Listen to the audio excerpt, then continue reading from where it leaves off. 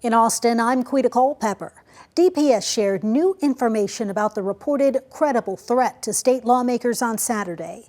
Investigators say a concerned citizen called police to say the suspect was on his way to the state capitol to harm state lawmakers. Troopers arrested a suspect during a traffic stop in LaGrange and seized a handgun. The scare caused the Capitol complex to be evacuated ahead of the No Kings rally. The protest did go on as planned. Here's Adam Bennett.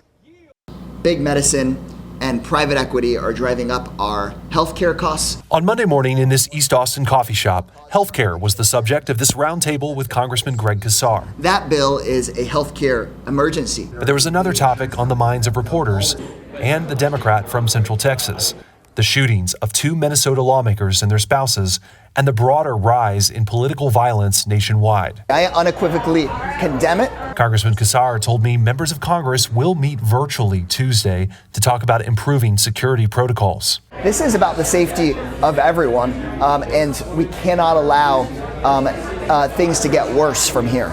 I remember thinking. The congressman says that also includes protecting people at rallies. KVUE obtained this letter sent Saturday to Governor Greg Abbott and DPS Director Freeman Martin, shortly after reported credible threats to state lawmakers. Texas House Democratic leader Gene Wu and 43 other Democrats asked what steps DPS is taking to protect lawmakers and other elected officials. Governor Abbott took questions on the issue during a bill signing Monday afternoon. DPS, working with both federal and local officials, they will constantly gather information.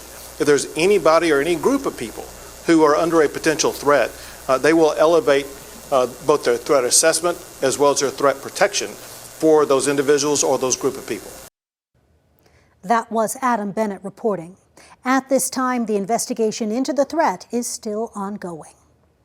Once the official No Kings protest ended, police blocked off roads as demonstrators marched through the streets of downtown Austin. Austin police say 3 people were arrested for obstructing a highway or other passageway, and 3 officers were hurt. And APD is reviewing takedowns and the use of a pepper ball during the event. Cap Metro's new police officers are officially on the job. They were sworn in earlier this month, and now they're beginning patrols. Cap Metro's board of directors first approved creating a dedicated transit police department back in 2021. Austin energy leaders now say 124,000 customers lost power during a microburst storm last month. They released new data on the storm Monday. Strong winds tore down trees and caused damage from northwest Austin to East Austin.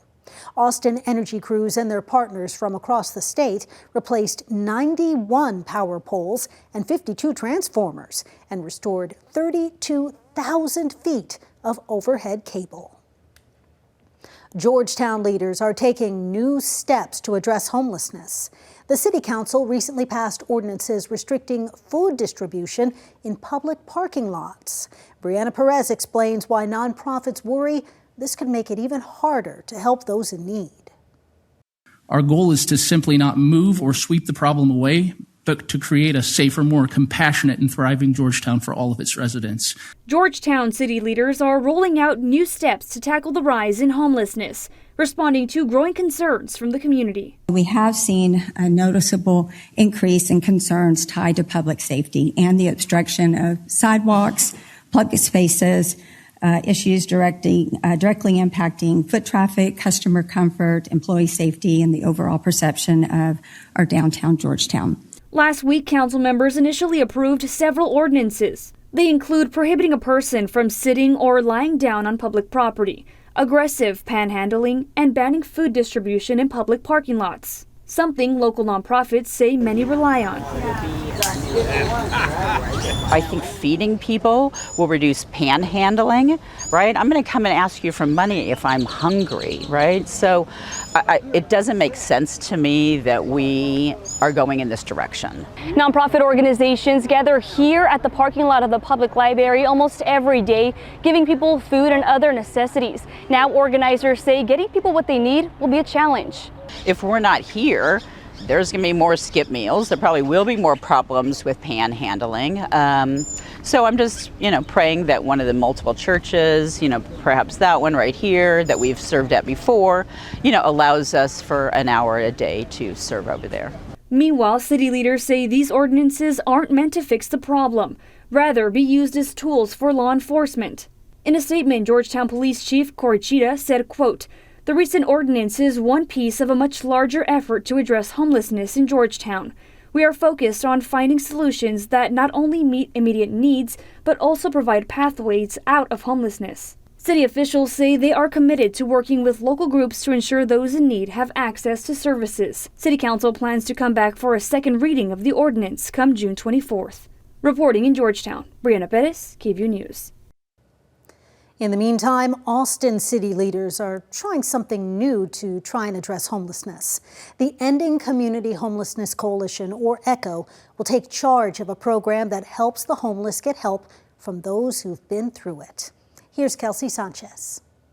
Donna Ware says she's passionate about Austin's homeless community and has been on the Homelessness Advisory Council for years. There was a lot of hostility towards the homeless that has died down a lot since when we first started. The group's teamed up with several local organizations and city departments like the Homeless Strategy Office to find solutions for people living on the streets. And for Ware, she knows firsthand what that's like. We have a voice to speak about our narrative that most people don't know anything about. And on Monday, the city's homeless advocacy group, ECHO, took charge of the council. For the past 8 years, staff here at Austin City Hall has overseen the Advisory Homeless Council. Now, as ECHO takes over, advisors say that this gives them more tools to address homelessness on the front end. Having the Advisory Council now facilitated by ECHO, I think brings a group much more closer to the front end when new policies, systems, programs, or practices are being considered here in the city. Robert Kingham is the administrator for the Downtown Austin Community Court that worked hand in hand with council. But now with ECHO overseeing things, those who are living on the streets have more say in what actually gets addressed. Having individuals with lived experience represented in the thought processes, in the decision-making processes are invaluable. Which is why Ware hopes to introduce new ideas such as helping senior citizens. We will not let our elderly stay homeless or just recycle back into homelessness every time their leases expire.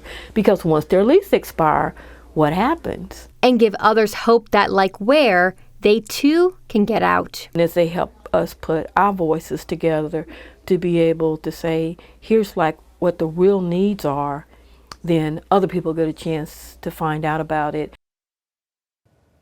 And that was Kelsey Sanchez reporting. Those are the headlines happening in Austin. I'm Quita Culpepper.